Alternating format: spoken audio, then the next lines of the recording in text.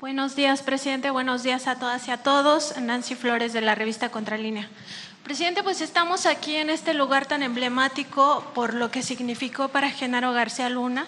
No solo se trata de la tecnología, sino de los datos, de la información tan sensible a la que tuvo acceso, información que pues no tenían otras agencias. Se habla incluso de que este búnker tenía conexión con algunas otras agencias de otros países, ¿no? También con la Interpol e incluso con Estados Unidos. Esta información, pues al final acabó siendo parte de esta alianza de Genaro García Luna con el cártel de Sinaloa. Ya se sabe, porque las autoridades de Estados Unidos así lo han documentado, que Genaro García Luna fue socio del cártel de Sinaloa y bueno, ya la secretaria Rosa Isela mencionaba estos 5 cargos. Presidente, preguntarle si en su gabinete ya hicieron algún análisis de cómo penetró el cártel de Sinaloa, qué tanta información tuvo, cuánto se dañó la seguridad nacional de nuestro país por esta alianza criminal que se sostuvo en el gobierno calderonista y que por supuesto no hay que olvidar, Genaro García Luna era la mano derecha de Felipe Calderón. Bueno, yo creo que sí hay elementos para sostener de que imperó durante el gobierno de Calderón un narcoestado.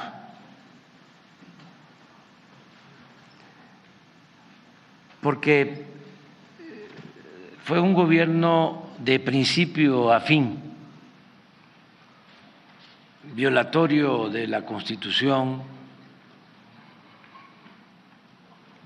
un gobierno, como lo dijimos en su momento, espurio. No hay que olvidar los antecedentes. A Calderón lo impusieron los oligarcas de México.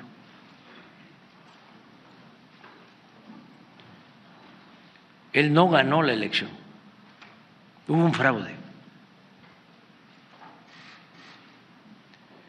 orquestado en el que participaron funcionarios públicos, el presidente Fox, los medios de información, las cúpulas empresariales.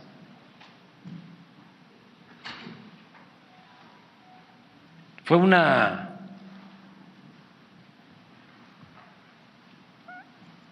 asociación de intereses para evitar que se llevara a cabo un cambio verdadero en el país. Al final, esto para los jóvenes, a Calderón se le impuso con una supuesta ventaja del 0.5%. Pero hay evidencias, pruebas de que en Guanajuato, y esto explica muchas otras cosas que se están padeciendo hasta la actualidad, porque en esa elección tomaron las casillas, todas. Y esto confesado por el secretario de Gobierno de ese entonces. Existen las pruebas. Lo grabaron en una reunión, se publicó ese testimonio en el periódico AM de León. Y ellos hablan de que le aportaron 300,000 votos falsos a Calderón. Si la diferencia fue de 240,000 solo con ese operativo en un estado, se prueba que no ganó. Pero no solo fue eso, en Nuevo León, Natividad González Parás, que era gobernador, se metió porque hubo un acuerdo con los gobernadores del PRI para apoyar al PAN. Como después, cuando fue candidato el licenciado Peña Nieto, hubo un acuerdo para que los gobernadores del PAN y dirigentes del PAN apoyaran al PRI. Fox no llamó a votar por la candidata de su supuesto partido, Josefina Vázquez Mota, llamó a votar por Peña Nieto. Es que tenemos que recordar todo esto, porque si no, no entendemos cómo se fueron presentando las cosas. Y lo mismo sucedió en Sonora. El gobernador Burs ayudó en el fraude. Y en Coahuila, y tenemos los testimonios del gobernador, que por cierto está preso, de Tamaulipas, las llamadas de la maestra del Bester, las llamadas del secretario de Comunicaciones de ese entonces de Fox con el gobernador de Tamaulipas, agradeciéndole por la participación en el fraude. Bueno, el propio testimonio de Fox diciendo, claro que participé, pero no me descubrieron. La prueba es que no me hicieron nada. Eso es lo que él dice. ¿No lo puedes volver a poner? Entonces, ¿qué hace Calderón? Primero demuestra que no tiene autoridad moral, que no tiene principios, que no tiene ideales, que es un ambicioso vulgar. Bueno, está también de manifiesto su frase cuando le hace una entrevista Denise Dresser. Es de la de Televisa, ¿verdad? Merker, Denise Merker. Y dice, oye, ahí está la entrevista, pero tú aceptas toda la guerra sucia en contra de López Obrador. Estamos en campaña. Cuando se lanzaron con todo, con la frase de que yo era un peligro para México, que por cierto la acuñó un publicista estadounidense,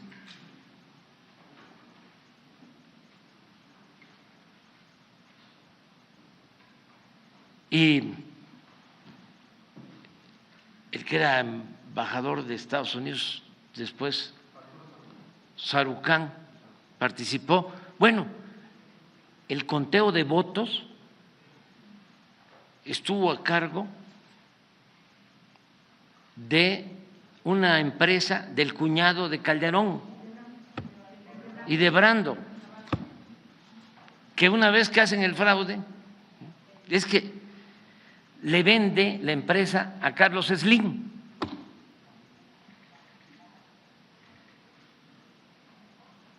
O sea, Todo esto sucede. Entonces le dice Denise Merker, pero tú sabes de esto, ¿sí?, y lo permites. Y él contesta, mira, Denise, como dicen en mi pueblo, haiga sido como haiga sido. Entonces, eso refleja bien la personalidad de Calderón. Él tiene instintos autoritarios y es un prototipo de la derecha y el conservadurismo en México.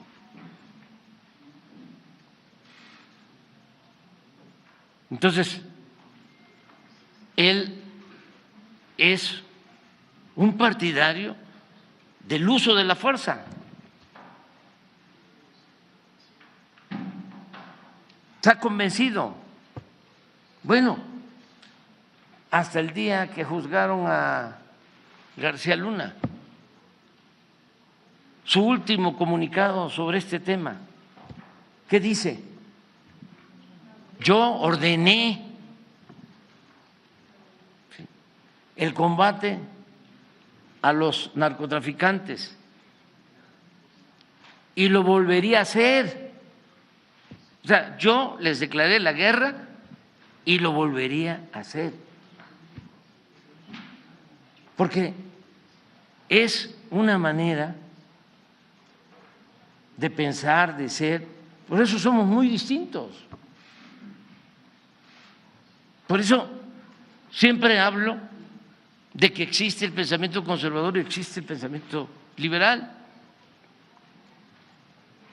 Pero no solo Calderón, hay millones que piensan de esa manera.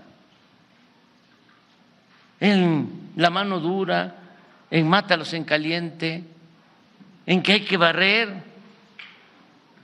hay que limpiar. Otra cuestión que es muy ilustrativa es esa conversación que narra el que fue gobernador de Coahuila, Moreira,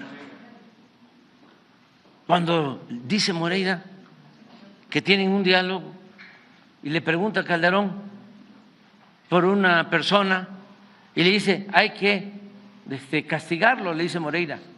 Y Calderón le dice, no, hay que eliminarlo.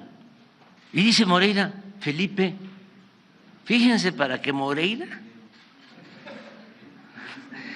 haya dicho eso. Dice, Felipe, me diste miedo. Miren, el arquitecto Pani era muy cercano a Obregón y una vez le preguntaron, oiga, si usted que es tan cercano a Obregón, usted que es tan cercano a Obregón, ¿por qué no le pide que le ayude para que usted sea el próximo presidente de México? Usted es un hombre inteligente y sería muy bueno. Estaba en Hacienda, Pani. La respuesta de Pani es muy ilustrativa. Es que yo no estaría dispuesto a mandar a matar a nadie, porque en aquel tiempo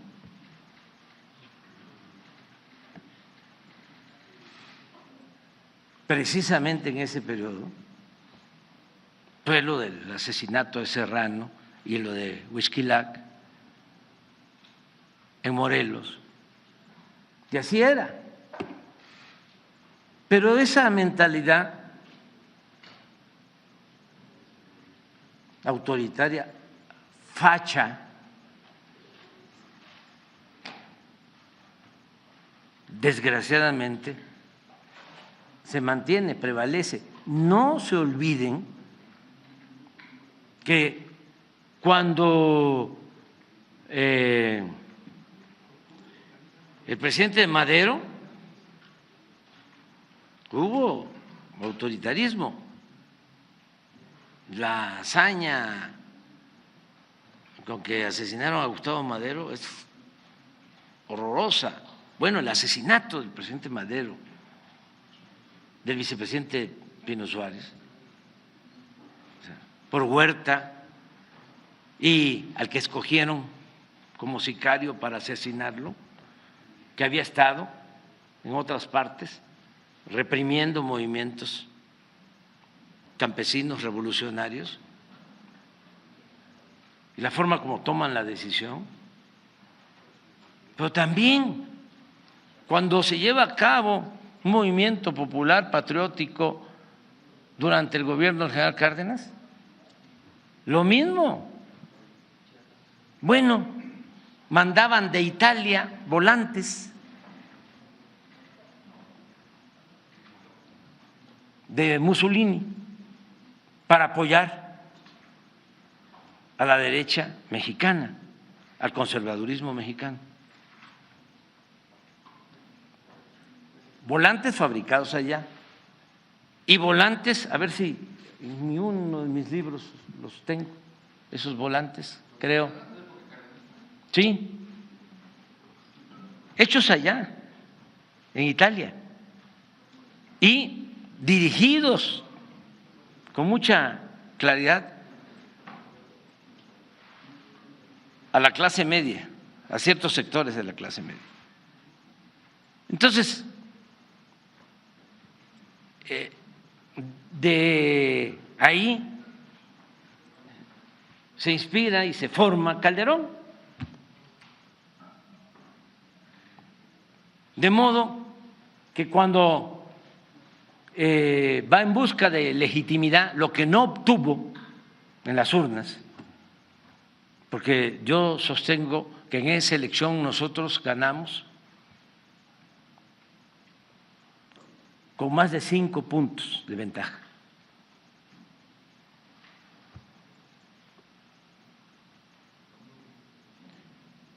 Entonces, él sabe perfectamente que no ganó.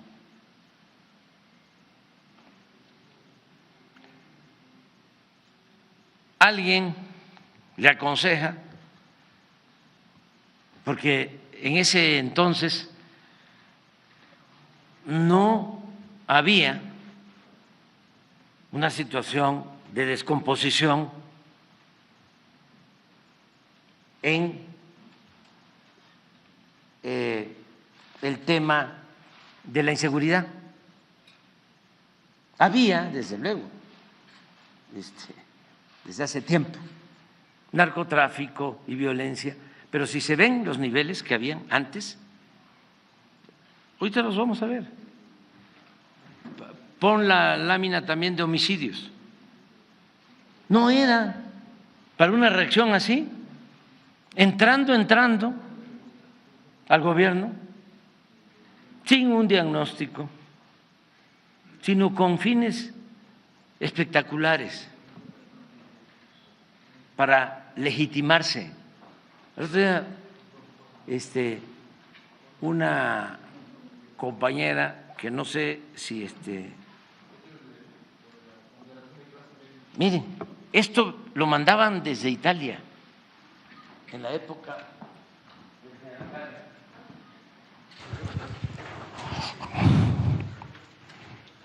Estos volantes son de un archivo. Obrerismo sí, justicia social sí, bienestar económico sí, organización sindical sí, comunismo no. Mira, esto es un error de Italia. ¿Por qué? Es traición a la patria, tiranía soviética, esclavitud ignominiosa, odio y destrucción. Miren cómo se llamaba la Confederación. Confederación de la Clase Media. Y hay otros, ¿no? A ver. también hecho en Italia.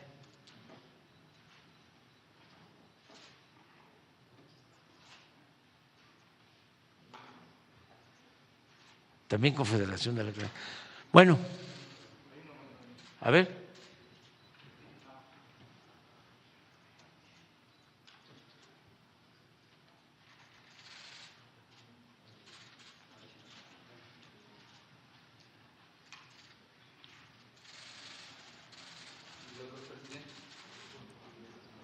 A ver.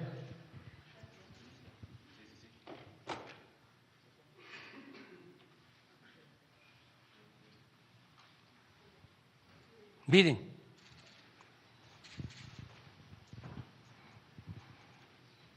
Aquí estaba Fox. Este es exactamente 18, ¿no?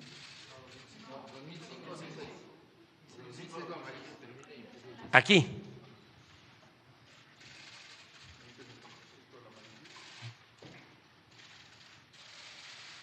No, no había. Estos son homicidios.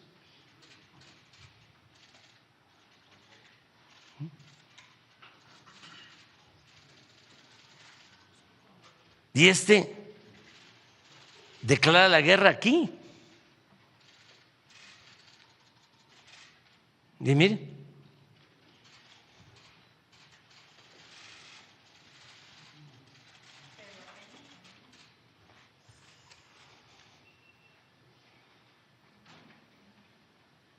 O sea, desde que tomo posición, creo que es aquí, ¿no? 18, aquí.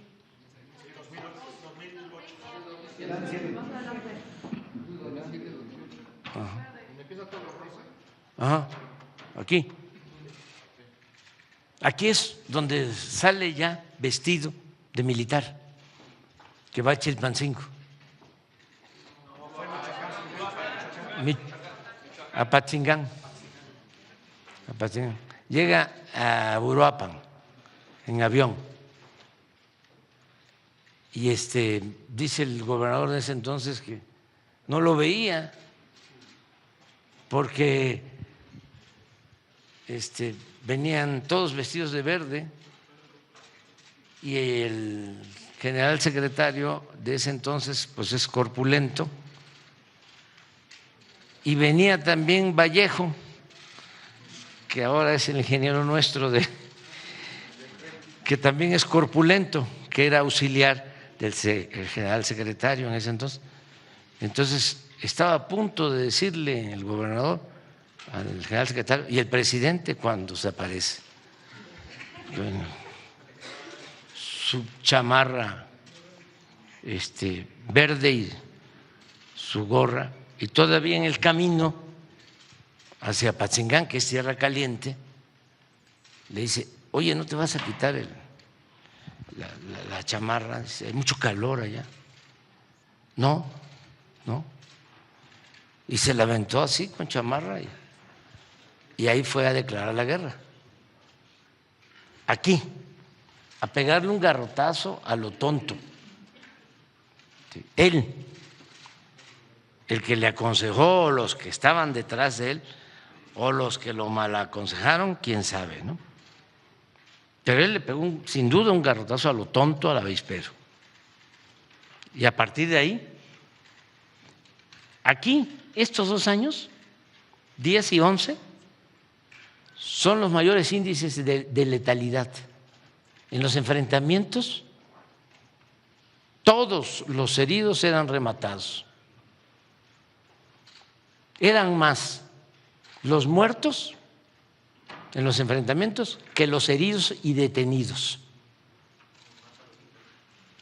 Era el mátalos en caliente. Y esa era la idea, de querer resolver el problema así. Entonces, es un asunto de fondo. No es que a este hombre se le ocurre hacer un búnker y el túnel y… No. Por eso también los condecoraban, porque esa mentalidad no solo es de México. Eso prevalece también en Estados Unidos. Si uno les dice, atiende tu problema de fentanilo, de tu consumo de droga, ¿sí?, fortaleciendo a las familias, evitando la desintegración de las familias. No corras a tus hijos de tu casa desde que son adolescentes. Manténlos. El Estado te va a dar a ti. Si ellos tienen muchos recursos, ¿por qué no le dan a cada familia para que mantengan a sus hijos cuando menos 3 años más? Y que no a los 18 ahuequen el ala. ¿No les he estado yo planteando de que fueron 2 padres? Con todo respeto lo digo. Por eso la fortaleza nuestra, por eso hemos aguantado los mexicanos, por nuestras culturas que tienen profundas raíces. De ahí viene nuestra fraternidad, la importancia que tienen nuestras familias. Les comentaba yo de cómo unos padres en Estados Unidos, y lo describía un articulista con mucha normalidad, fueron a un juez a denunciar a un hijo que no se quería salir de la casa y ya tenía 30 años. Papá y mamá a denunciarlo y el juez les da la razón y para afuera. ¿Ustedes creen que en México hacemos eso? Con todo respeto lo digo. Lo mismo con nuestros adultos mayores. Aquí no hay el número de asilos que hay en Estados Unidos, que hay en Europa. Aquí tenemos a nuestros papás, nuestros abuelos, los cuidamos. De allá al asilo. Y una vez al año los van a ver. Entonces, ¿por qué no atender eso? Si el joven opta por las drogas, por el fentanilo, pues es que le hace falta algo, le hace falta amor, le hace falta atención. Viven en la soledad, en el desamparo. Es una forma de vida muy materialista. Entonces, se requiere ver eso, atender a los jóvenes. Lo otro, la propaganda. ¿Qué se dice del fentanilo? Nada más las declaraciones de los legisladores oportunistas del Partido Republicano, que están sacando provecho, raja del dolor humano, porque hay mucha hipocresía. Si ellos reciben dinero de las grandes corporaciones, incluso de las farmacéuticas, para campañas, dinero para sus campañas de los que fabrican las armas, de los que comercializan las armas. Y ahora me salen que están muy preocupados. Si estuviesen realmente preocupados, estarían atendiendo las causas que llevan a que los jóvenes tomen el camino de la drogadicción. Entonces, pon la anterior, la de letalidad. Miren, esto es muy claro.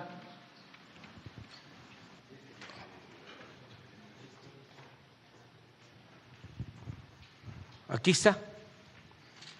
Un año después de que construyeron esto. Miren los muertos. En el 11. 1,412 en enfrentamientos. Heridos y detenidos.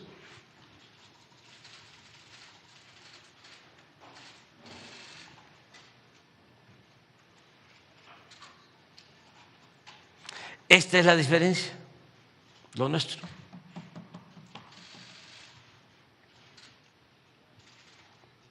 Heridos y detenidos.